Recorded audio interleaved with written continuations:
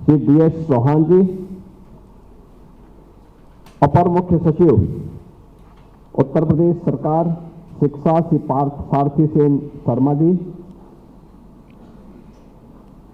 आज के समारोह में उपस्थित सभी हमारे सम्मानित अतिथिगण, सैनिक स्कूल परिवार से जुड़े हुए सभी यहाँ के शिक्षकगण, सैन्य अधिकारीगण और सैनिक स्कूल के हमारे सभी कैडेट्स, उपस्थित अन्य बहनों और भाइयों,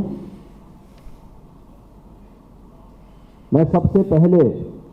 उत्तर प्रदेश सरकार और उत्तर प्रदेश की जनता की ओर से भारत के प्रथम chief of defence staff general Bipin Rawat ji की पूर्ण स्मृति को नमन करते हुए उन्हें विनम्र श्रद्धांजलि अर्पित करता हूं।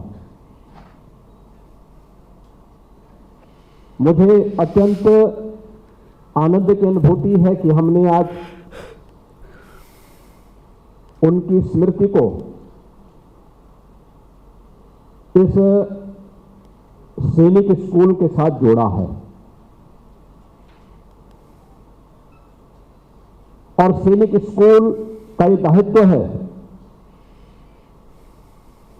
कि प्रतिवर्ष 8 दिसंबर की तिथि को जनरल रावत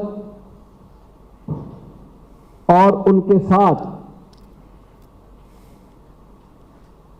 जिन्होंने शहादत को प्राप्त किया, उन सभी के स्मृति दिवस को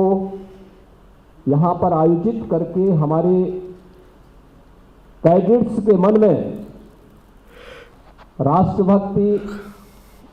और जीवन के उच्च आदर्शों के प्रति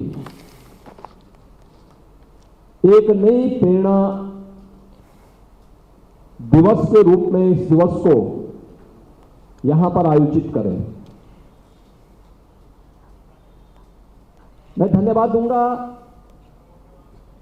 जनरल बिपिन रावत फाउंडेशन के सभी पदाधिकारियों को और खासतौर पर श्री मंजीत नेगी जी को और उनकी पूरी टीम को, जिन्होंने लगातार जनरल रावत की स्मृति को जीवंत बनाए रखने के लिए वर्तमान और भावी पीढ़ी के सामने उनके योगदान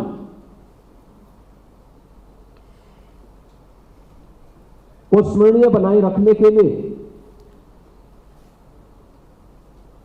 लगातार इन कार्यक्रमों का आयोजन अलग अलग स्थानों पर यह फाउंडेशन कर रहा है।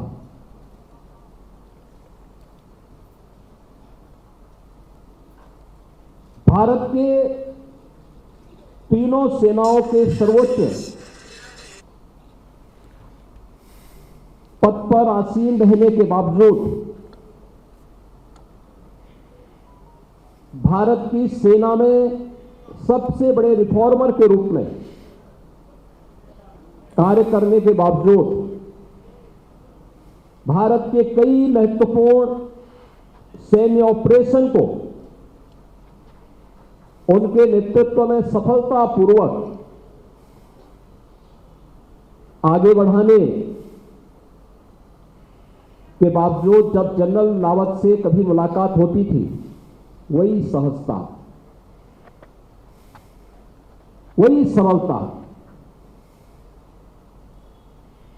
हृदय को छू लेने वाली एक भावनात्मक लगाव, लेकिन मातृभूमि के प्रति उतना ही समर्पण का भाव, ये बहुत कम देखने को मिलता है। मैंने उन्हें गोरखपुर में गोरखपीठ के द्वारा संचालित संस्थाओं के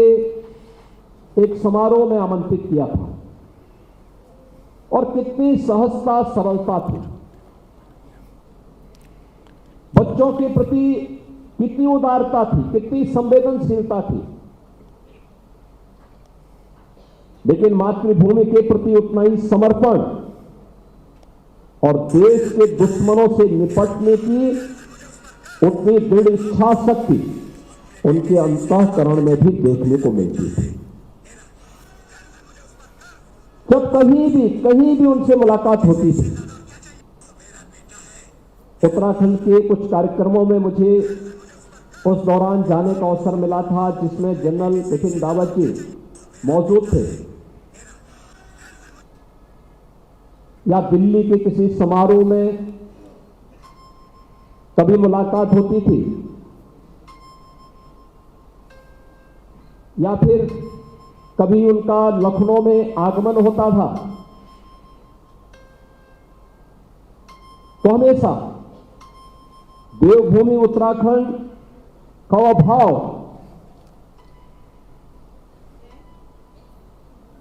जो राष्ट्र के प्रति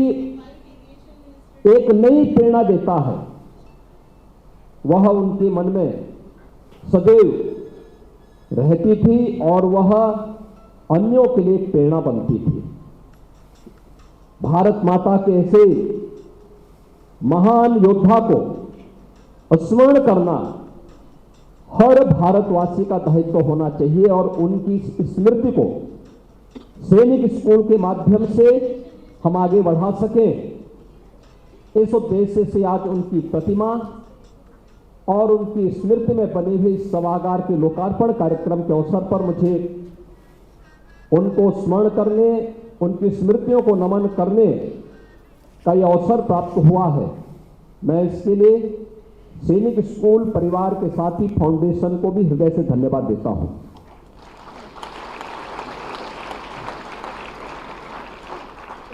श्रीमद् भगवद गीता का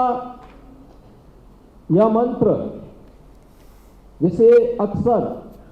जिसके बारे में श्री मंजीत नेगी जी ने अपने उद्बोधन में कहा भी, वे अक्सर इस बात को कहते थे और हर व्यक्ति को इस बात के लिए प्रेरित भी करते थे कि हतो वा प्राप्त से स्वर्गम जित्वा वा भोक्ष से महीम। यानी अगर युद्ध भूमि में शहीद हो जाओगे, बलिदान हो जाओगे, तो स्वर्ग का उपभोग करोगे, जीतोगे तो धरती का राज करोगे। या एक सैनिक के साथ साथ हर नागरिक पर बराबर लागू होता है।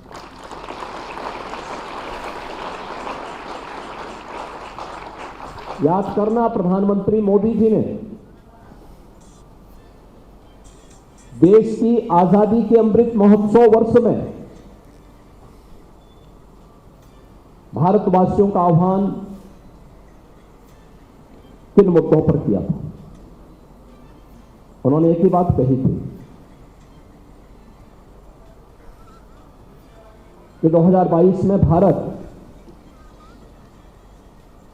अपनी आजादी का 75 वर्ष पूरा कर रहा था। तब उन्होंने कहा था, उन्होंने कहा हमें 100 वर्षों की एक कार्य योजना को लेकर के आगे बढ़ना चाहिए कि देश जब अपनी शताब्दी महोत्सव मना रहा होगा तब कैसा भारत चाहिए। क्या कोई सच्चा भारतीय ऐसा होगा जो असुरक्षित भारत चाहता होगा?